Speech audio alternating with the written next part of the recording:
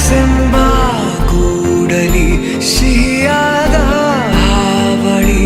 ಇದಕ್ಕೆ ಏನೆಂದು ನಾ ಹೇಳಲಿ ಅದೇ ಹರಟೆ ಅದೇ ಮೌನ ಅದೇ ದಿನವೆಲ್ಲ ಅದೇ ಅವನು ಅದೇ ಅವಳು ಮಾತೆ ಮುಗಿದಿಲ್ಲ ಅದೇ ಹರಟೆ ಅದೇ ಮೌನ ಅದೇ ದಿನವೆಲ್ಲ ಅದೇ ಅವನು ಅದೇ ಅವಳು ಮಾತೆ ಮುಗಿದಿಲ್ಲ